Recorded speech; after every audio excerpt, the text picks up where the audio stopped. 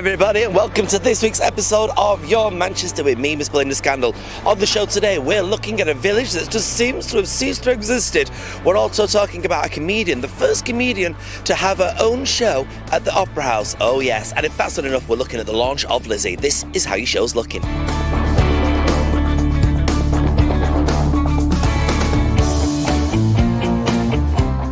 In 1892, Lizzie Borden was accused of two fantastical murders.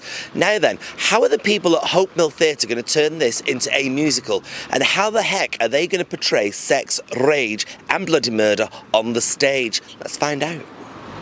Here we are, we're outside the Hope Mill Theatre. We have just seen a sneak rehearsal performance of this magical musical coming to Hope Mill from the 1st to the 30th of September. It's called Lizzie, and it is amazing. Joining us now are two of the cast members. Introduce yourself. I'm Maya Quantza-Breed and I'm playing Alice. And my name is Lauren Drew and I am playing Lizzie Borden. Now, Lizzie Borden, what a story. I know, right? Steeped in folklore, because she actually got, well, I mean, we can give this spoiler away, there's plenty of history. She got acquitted. She did. Now, what's the story behind it then? Oh my goodness, there's a massive story behind it. Our interpretation is ever so slightly different. I think it changes depending on every movie you see. There's always slight little changes.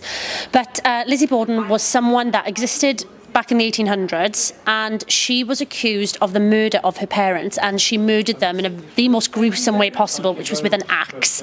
At that time, I don't think they could possibly fathom that could be done by a woman. And eventually she ended up getting off free, and there's not necessarily anything that we very much in our production, she's guilty in our production of Lizzie. I mean, what is it all about? I mean, it's fascinating, isn't it? It is fascinating, and I think what is really fascinating is the fact that we are trying to get into the mindset of a woman back in that time, and in the 1800s, how she would have had to have presented herself as opposed to how she was actually feeling.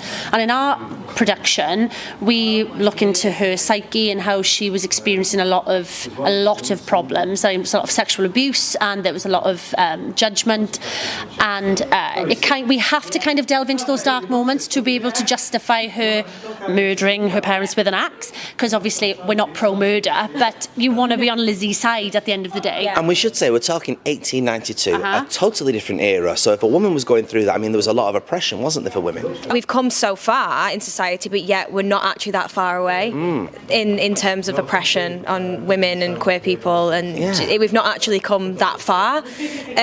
But thinking back to that time, the resources in terms of like how she would have been treated, the police, how she would have how she was viewed, how she had to present herself to be this meek lady who couldn't swivel an axe. No. So it is, but like I say, we haven't come all that far either, which is what's good, what's bad. So tell us about your characters then. Who are you playing? I'm playing Lizzie Borden, axe murderer extraordinaire. So you've got the whole of this on your shoulder then, really, haven't you? Yeah, it's amazing though, because I mean, like, we've got it's kind of like 4 leading ladies in the cast, isn't it? Like, we're all supporting each other, and I think without one character, the whole thing would fall flat. And strangely enough, it's already being compared to 6. Yeah. So it's going to do well then, isn't it? Why do you think there is such a fascination still to this day with Lizzie?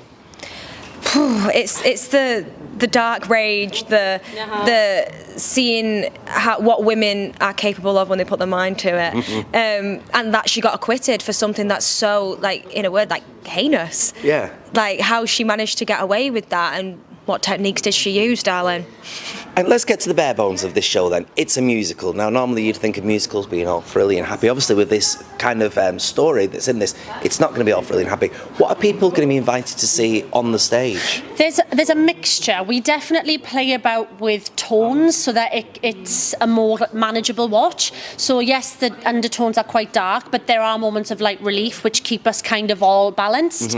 But it's dark, it's humorous, it's punchy, it's fun, it's energetic, and it's just, I'm really excited to get this out into the world and for everyone to see the show, because I really think people will connect with these characters. It's a very exciting time. And when you're playing Lizzie, how are you dealing with the fact that obviously she did bad things, but obviously you want to portray this character fairly? Yeah, for sure, and I think that's what's important. We have to kind of be able to justify her actions, so we do have to delve into those really dark moments, which again, as an actor, is quite tricky to do, because you really want to hit those tones correctly, But again, we're trying to justify her behaviour. So I'm actually thoroughly enjoying it. It's really fun because we're playing in kind of worlds with Lizzie and with all of the characters. We're playing in the kind of period world, how things are presented, as opposed to the dark kind of mental aspect of things, where if you can imagine something like Stranger Things, when they go into the upside down, we're kind of using that as our preference right now in terms of how the switch happens, and we're very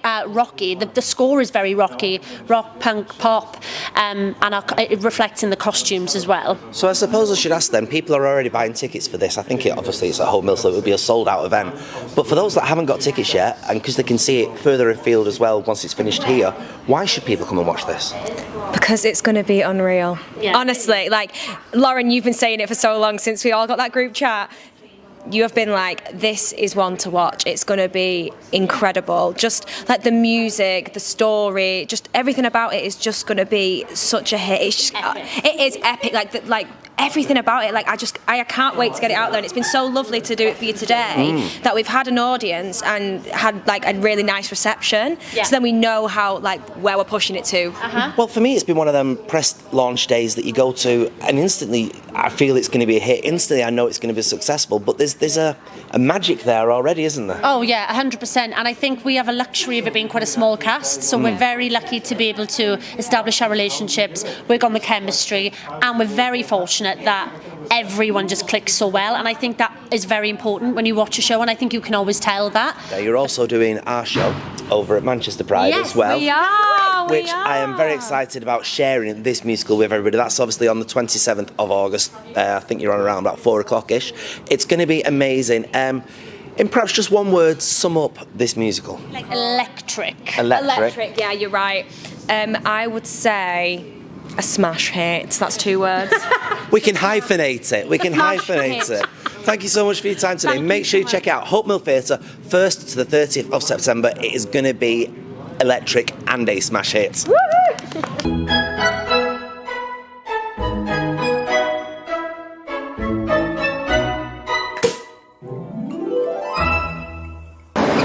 Did you know there's a hidden gem just 4 miles away from Colne? This village has remained abandoned for time and is now a beautiful place to go and visit and have a little saunter around. We've sent 2-minute heroes to tell us more about it. The historic village of Wycoller lies 4 miles east of Colne near Trawden in Lancashire.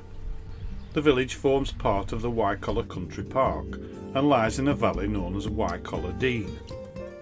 Wycoller Beck flows down the valley and through the village. The name Wycoller comes from the Anglo-Saxon Wycoller, meaning the dairy farm among the older trees. You arrive in the village following a 15-minute walk from the car park to find the first of Wycoller's bridges.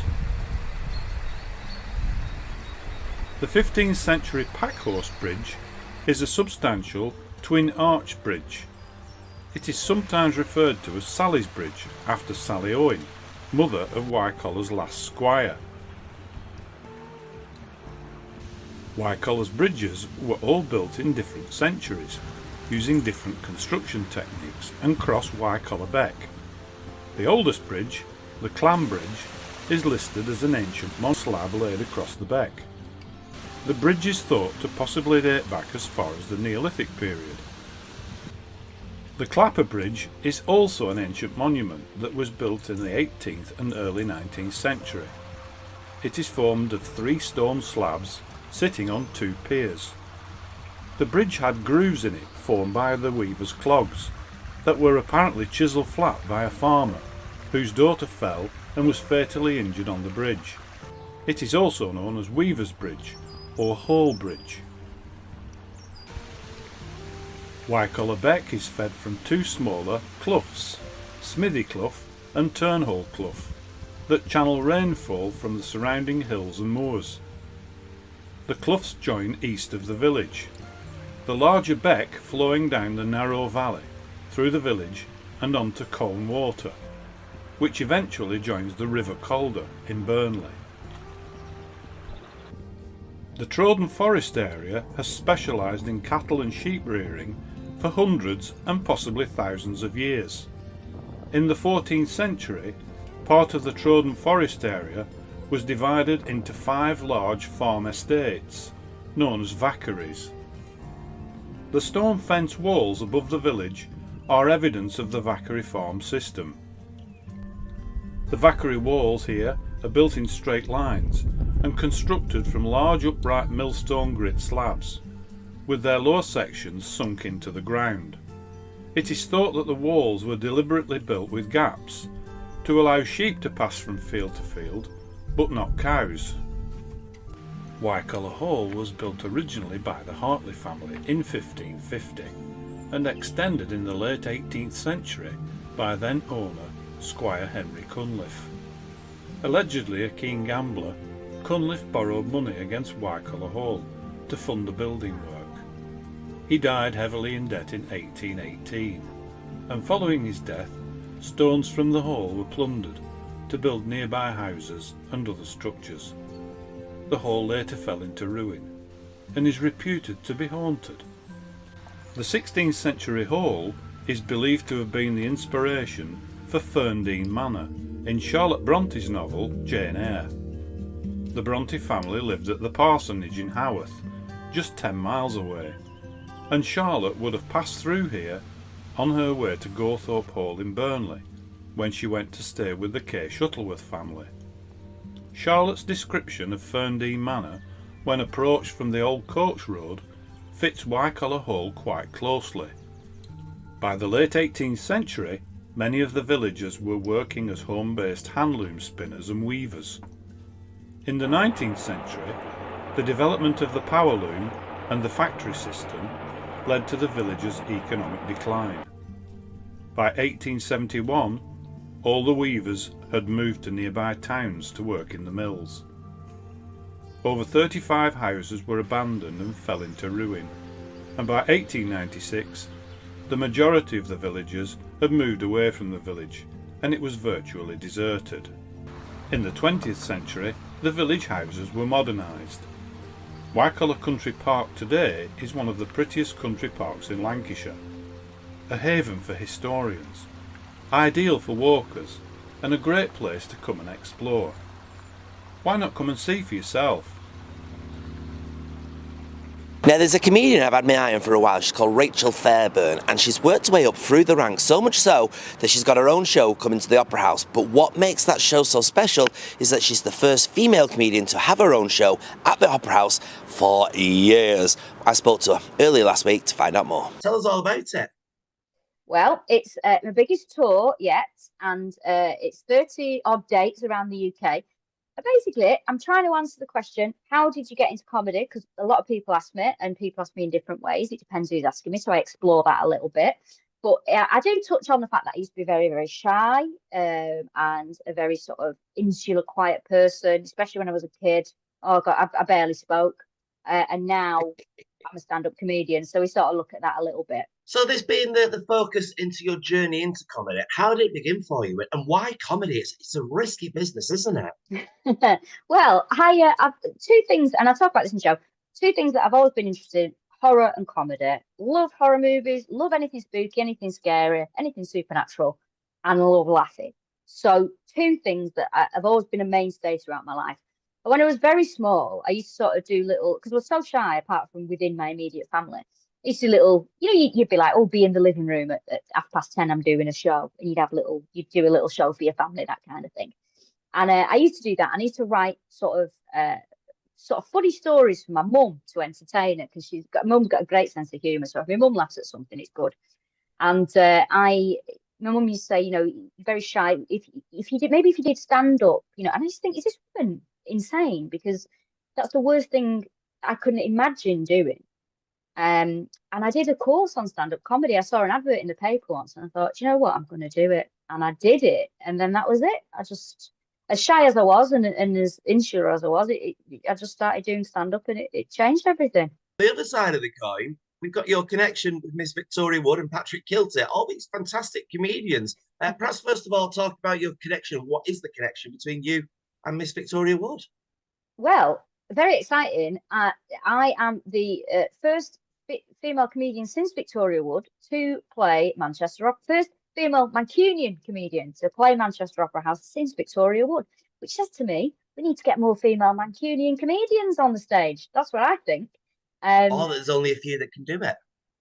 Well, you never know. That's the other thing. But yeah, very excited about that. That's the connection.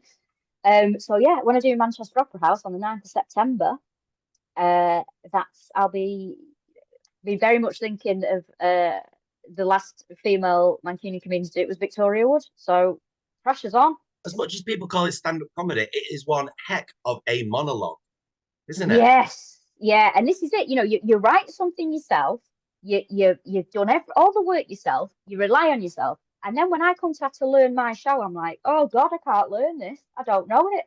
It would be so easy to give it someone else to do. I'd love that. Write it and then go, you do it. You perform. Do what Joan Rivers do and have it on the stage in big placards on the floor.